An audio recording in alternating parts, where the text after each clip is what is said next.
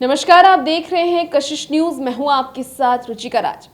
गर्मी दिन पर दिन बढ़ती जा रही है और मौसम विभाग की तरफ से भी अलर्ट जारी किए जा रहे हैं। बता दें कि 40 से ऊपर तापमान है और लगातार मौसम विभाग ये कहता नजर आ रहा है कि और भी तापमान में बढ़ोतरी हो सकती है। इससे आम लोगों को काफ़ी दिक्कतें हो रही हैं। अभी अप्रैल का ही महीना है और अप्रैल के महीने में आप सोचिए कि 40 डिग्री से ऊपर तापमान चला जाए तो आम लोगों को कितनी दिक्कतें होंगी। इसी दिक्कतों को कैसे आप सामना करें, इस दिक्कतों से कैसे आप निपटें, क्योंकि गर्मी तो आपकी वजह से कम हो नहीं सकती है, लेकिन आपको अपनी सावधानी बरतनी बहुत ज़रूरी है। और कुछ ऐसी बीमारियां हैं जो गर्मी में बहुत तेज़ी से बढ़ती हैं, जैसे डायरिया है, लू है और भी कई ऐसी बीमारियां हैं। उनके बारे में आज हम जानेंगे और जानेंगे कि इससे बचाव कैसे किया जाए। हमारे साथ रूबन हॉस्पिटल के फिजिशियन डॉक्टर निशांत अनुभव मौजूद हैं। इनसे हम तमाम बातचीत करेंगे कि सबसे पहले तो गर्मियों में कौन कौन सी बीमारियां सबसे ज़्यादा होती हैं और उन बीमारियों से बचाव कैसे होता है। सबसे पहले आप ये बताइए कि गर्मियों में सबसे ज़्यादा कौन कौन सी बीमारियां होती हैं। देखिए, सबसे इम्पॉर्टेंट जो है वो गर्मियों में, अगर गर्मी बहुत ज़्यादा आपको हो जाए तो सबसे पहले जो कॉमन होता है वो हीट स्ट्रोक है, जिसे हम लोग आम भाषाओं में लू के शब्द के नाम से जानते हैं। वो सबसे कॉमन है। फिर उसके अलावा जो हो सकता है कि आपका डिहाइड्रेशन जो होता है वो लेकर के, वॉमिटिंग लेकर के, या आपका अगर गैस्ट्रोएंटेराइटिस हम लोग बोलते हैं कि वो लेकर के, डायरिया, डिसेंट्री, या आपको डिहाइड्रेशन, ये सब लेकर के जो होते हैं मरीज़ आते हैं ओपीडी में, या हमारे इंडोर पेशेंट में भी एडमिट होते हैं। ये सब कॉमन हो गए। अभी गर्मी बहुत ज़्यादा आपको हो गई है, इसकी वजह से जो है इन्फेक्शियस डिजीज़ में टाइफाइड जो है वो अभी कॉमन है, वो भी अभी हम लोगों को मरीज़ उसमें भी अभी आपको मिल रहे हैं केसेस। और महिलाओं में जो होता है, जैसे पानी हमारा कम अगर ले रहे हैं तो उनमें भी कॉमन है कि आपका यूटीआई जो होता है वो भी एक प्रॉब्लम ले करके पेशेंट्स आते हैं। तो ये सभी जो हैं वो सबसे कॉमन प्रॉब्लम्स हैं जिसको लेकर के अभी हम लोग डेली देख रहे हैं। अच्छा,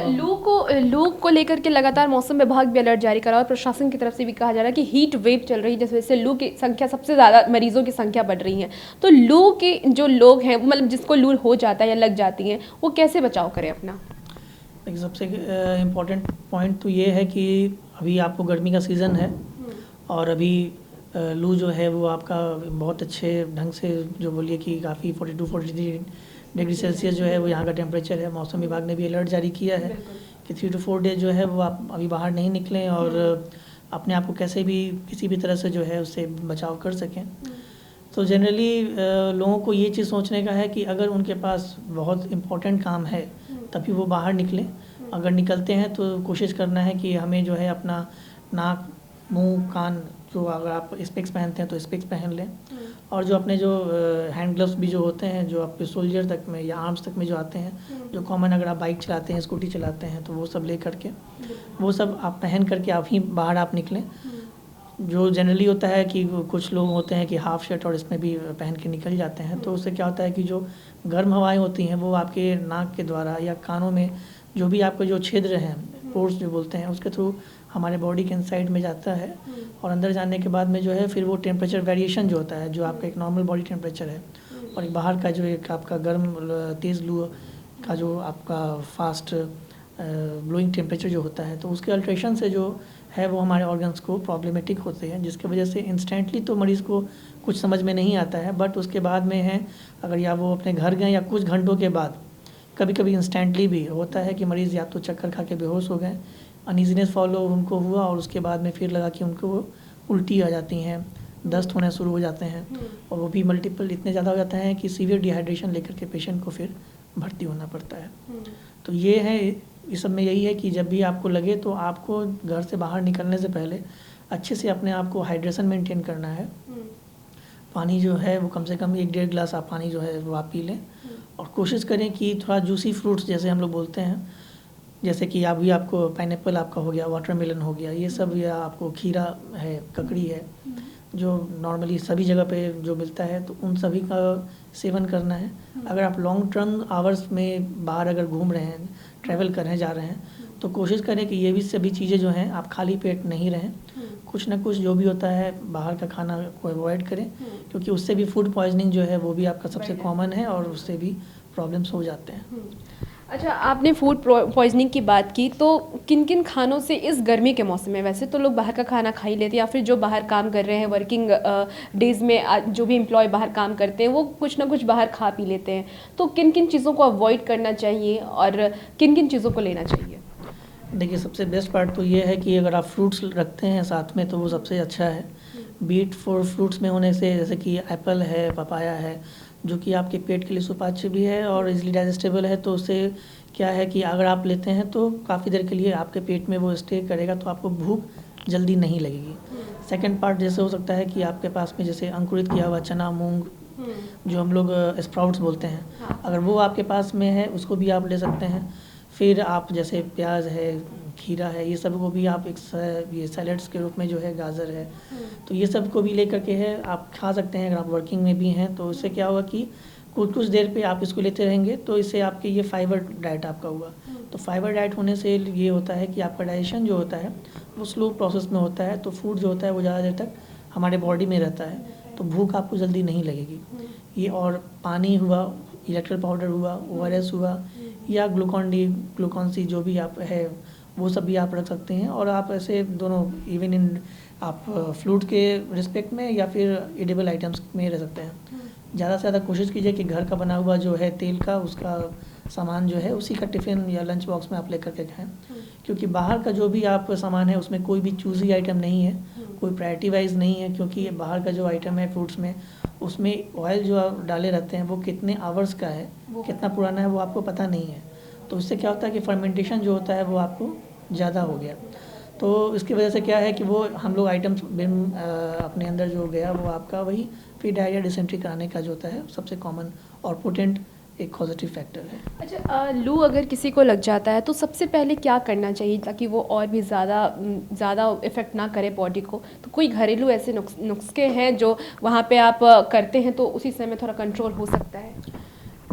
अगर किसी को कोई भी, देखिए सबसे कॉमन हिस्ट्री तो यही होती है कि कोई जब भी आप पूछिएगा तो लगेगा कि नहीं लोग बाहर गए थे, तो ट्रैवलिंग हिस्ट्री जो होगी, ज़रूरी नहीं है कि बाहर ही आप जाएँ, अगर आप मार्केट भी निकले हैं या अपने कामकाज में लोगों में जो गए और आए, और उसी दौरान अगर किसी को हीट स्ट्रोक या लू अगर लगा है तो उसके वजह से जो है वो सारे सिम्टम्स आएंगे, जैसे कि सर चक्कर खा कर के हो सकता है मरीज़ बेहोश भी हो जाए या उसे चक्कर भी आ रहा है। दूसरा बात हो सकती है कि आपको मरीज़ को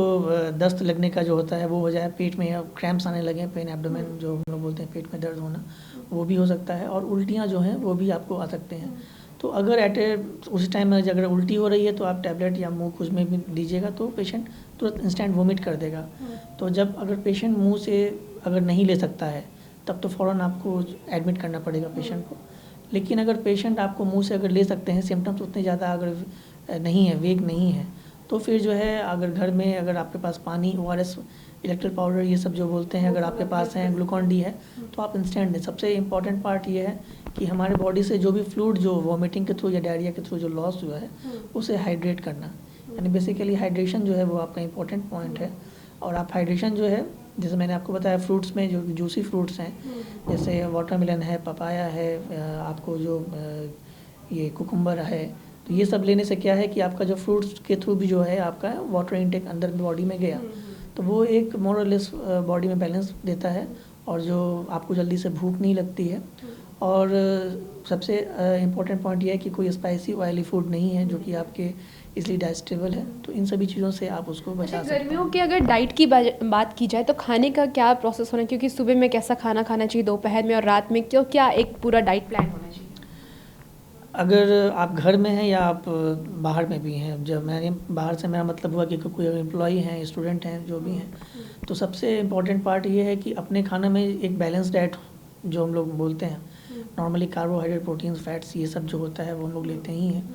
तो सभी का एक डिवीज़न है कि ठीक है 40% आपका जो है वो आपका कार्बोहाइड्रेट पार्ट होना चाहिए, 30% जो है वो आपका प्रोटीन्स होना चाहिए, 30% जो है वो आपका फैट्स होना चाहिए। जो हम लोग नॉर्मली जो है अपने ब्रेकफास्ट में या अपने दोपहर के लंच में या रात में चावल, दाल, रोटी, सब्जी, इससे हम लोग जो होते हैं वो हम लोग कर लेते हैं। बट एक एड ऑन डाइट जो होता है, जो यानी सप्लीमेंट्री डाइट जो होता है, वो ज़रूरी है। और उस वो पॉइंट से मैं आपको बोलूँगा कि अपने खाने पीने के आइटम्स में जो है लंच में या ब्रेकफास्ट में या डिनर में भी जो है फ्रूट्स का जो है उसका थोड़ा सा आप उसको बढ़ाएं। फ्रूट्स में जैसे कॉमनली है, अगर आप एप्पल है, पपाया है, गुआवा है, ये सब जो लेने से जो है वो आपका इम्यूनिटी भी आपका बूस्टअप करेगा। प्लस जैसे कि अभी आपका सीजनल फ्रूट्स में वाटरमेलन है, कुकुम्बर है, ये सब है, वो सबको भी आप रखें। और साथ में स्प्राउट्स जैसे मैंने आपको बताया है, तो आप उसको अगर आप सुबह में आप ब्रेकफास्ट लेते हैं और अगर आप सपोज डेट एम्प्लॉई हैं या अगर डायबिटिक पेशेंट्स हैं, तो इन डैट टर्म्स ऑल्सो आप स्प्राउट्स ये सब का भी जो है उसको सेवन करें। तो फाइबर डाइट जाने से क्या है, डायबिटिक पेशेंट्स होंगे उनके लिए भी फ़ायदा होगा, जो नॉर्मल पेशेंट्स होंगे उनके लिए भी फ़ायदा होगा, सो डैट कि कॉन्स्टिपेशन जो है वो भी उससे भी आपको जो है बचाएगा। एंड ओवरऑल आपको कम से कम 4 to 5 लीटर्स जो है वो हमारा वाटर इंटेक जो होता है वो होना चाहिए। और वाटर इंटेक ज़रूरी नहीं कि प्लेन पानी कोई किसी को भी बोलिएगा तो शायद वो नहीं पी पाए जब तक कि आपको बहुत प्यास नहीं लगी हो।